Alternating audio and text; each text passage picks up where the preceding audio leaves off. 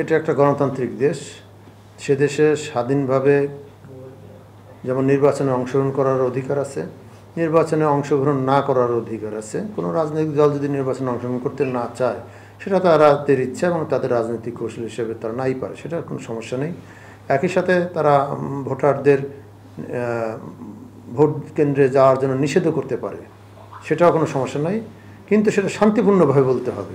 কোনো মানে নাশকতা বা উস্কানি দেওয়া বা বিশৃঙ্খলা করা জনজীবনে এগুলো করা যাবে না। সেটা আমাদের যেহেতু আরপিও অনুযায়ী এবং আচরণবিধি অনুযায়ী অপরাধ, স্বাভাবিকভাবে আমরা সেই অনুযায়ী আমরা স্বরাষ্ট্র মন্ত্রণালয়কে চিঠি দিয়েছি যে আমাদের নির্বাচনের আচরণ এবং আমাদের নির্বাচনের যে আরপিওতে যে অপরাধগুলো আছে, এই ধরনের অপরাধমূলক কাজের সাথে যদি কেউ সংশ্লিষ্ট থাকে তাদের বিরুদ্ধে ব্যবস্থা নেওয়ার জন্য এবং এই ধরনের কাজ যাতে না করতে পারে সেই জন্য আগে থেকেই ব্যবস্থা নেওয়ার জন্য সেটা আমরা বলেছি এবং সেটার সাথে আমরা অবশ্যই কঠোরভাবে দেখব।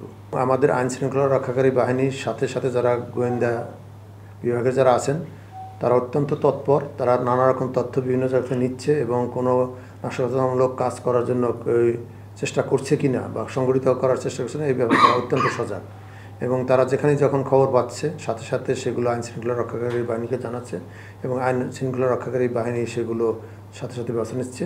আপনারা যেহেতু গণমাধ্যম আছে, আপনারা আমার চেয়েও আরও ভালো জানবেন যে কোথায় কোথায় এই ধরনের নাশকতামূলক কাজ করার জন্য কোথায় কাদেরকে ধরা হয়েছে এগুলো আপনারা জানেন এবং তাদের বিরুদ্ধে নিয়মিত যে মামলা আছে আইন অনুযায়ী দেশের প্রতিনিধি মামলা দেওয়া হচ্ছে।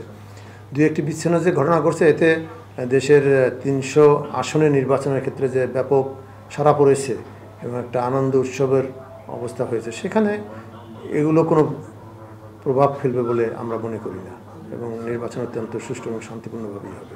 মন্ত্রী এমপিরা তাদের প্রোটোকল নিয়ে এবং প্রোটেকশন নিয়েই নির্বাচনী প্রচারণা চালিয়ে যাচ্ছেন, এইরকম অভিযোগ স্বতন্ত্র প্রার্থীরা আপনাদের কাছে ইতিমধ্যে বেশ কয়েকটা চিঠিও দিয়েছে, কিন্তু তারা বলছে যে আপনারা এতে মানে চিঠি পাওয়ার পরে এই ধরনের কোনো ব্যবস্থা নিচ্ছেন না, এই ধরনের অভিযোগ করছে স্বতন্ত্র প্রার্থী। না, বিষয়টা হলো দেখতে হবে যে অভিযোগ ব্যবস্থা নিচ্ছে না কথাটা ঠিক না, কারণ আমাদের যেখানে যেখানে ব্যবস্থা নেওয়া হচ্ছে সাথে সাথে জানানো হচ্ছে।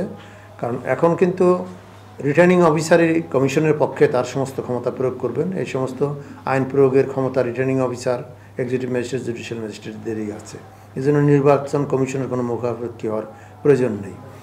তো যে প্রথমেই কথা হলো যে যারা মাননীয় সংসদ সদস্য আছেন, মাননীয় মন্ত্রী, প্রতিমন্ত্রী যারা আছেন বা উপমন্ত্রী আছেন, তাদের আমার স্পষ্ট হলো যে নির্বাচনী প্রচারণার ক্ষেত্রে কোনো রকম তারা সরকারি কোনো সুযোগ সুবিধা ব্যবহার করতে পারবেন না এবং সেটা এখন কঠিনভাবে বলা আছে এবং আমি যতগুলো জেলায় গিয়েছি সেটা বলা হয়েছে যে নির্বাচনী প্রচারণা এবং সরকারি কোনো কর্মসূচি একসাথে দেওয়া যাবে না, দিলে সেখানে যাবে না। এবং আমাদের প্রায়ই রিটার্নিং অফিসাররা আমাদের কাছে ফোন করে, বিশেষ করে আমার সংশ্লিষ্ট যারা মাননীয় কমিশন আছে তাদেরকে ফোন করছেন, যদি ওনাদের কোথাও কনফিউশন হয় বা বুঝতে অসুবিধা হয় সেটা ক্লিয়ার হয়ে নিচ্ছেন যে এখানে এটা করতে চাচ্ছেন, এটা কি স্যার আমরা করতে ওনাকে অনুমতি দিতে পারি কি পারি না। আপনারা দেখেছেন যে বেশ কিছু ক্ষেত্রে এই ধরনের অনুমতি নিয়ে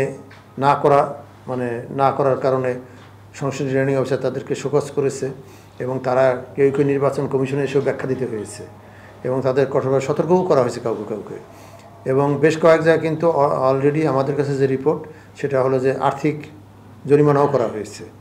এবং আপনারা অনেক ক্ষেত্রেই দেখবেন যে এখন ব্যক্তিগত গাড়িতে করে মাননীয় মন্ত্রী, প্রতিমন্ত্রী এবং উপমন্ত্রীরা এবং সংসদ সদস্যগণ ব্যক্তিগত গাড়ি নিয়ে কিন্তু তারা দুই একজন যদি এরকম করে থাকে, সেক্ষেত্রে যখনই রিটার্নিং অফিসারের নজরে আসছে তখনই রিটার্নিং অফিসার তাকে সেটা নিষেধ করে দিচ্ছেন এবং যদি নিষেধের পরে না শোনে তাহলে তাদেরকে সেখানে আর্থিকভাবে জরিমানা করছেন। এবং এই ব্যাপারেও বলা হচ্ছে যদি আপনারা এরপরে না শোনেন তাহলে আমরা নির্বাচন কমিশনকে জানাতে বাধ্য হব এবং সেই ক্ষেত্রে নির্বাচন কমিশন যদি আপনাদের প্রার্থীতা বাতিল করে দেয় সেখানে কিন্তু স্যার ইতিমধ্যে আপনাদের কাছে স্বতন্ত্র প্রার্থীরা কমিশন বরাবর কিছু চিঠি দিয়েছে, আপনারা কি সেগুলোর কোনো ব্যবস্থা নিয়েছেন? আমাদের একটা জিনিস বুঝতে হবে যে স্বতন্ত্র প্রার্থীরা যদি সব নির্বাচন কমিশনে দরখাস্ত দেয়, এত দরখাস্ত আমাদের দেখার সময় আমরা কোথায় পাবো, আমাদের কাছে আছে না। সেগুলো আমরা কি করছি, সেই দরখাস্তগুলো আবার নথিতে দিয়ে সংশ্লিষ্ট রিটার্নিং অফিসারের কাছে পাঠাচ্ছি আমরা এবং বলছি যে এটা তদন্ত করে আইন অনুযায়ী ব্যবস্থা নেবেন এবং গৃহীত ব্যবস্থা কী নিলেন সেটা আমাদের জানাবেন, সেটা অব্যাহত আছে। সংবাদ, ফিচার ও অনুষ্ঠানের জন্য ভিজিট করুন সংবাদ প্রকাশের ওয়েবসাইট এবং যুক্ত থাকুন ফেসবুক পেজ ও ইউটিউব চ্যানেলের সঙ্গে।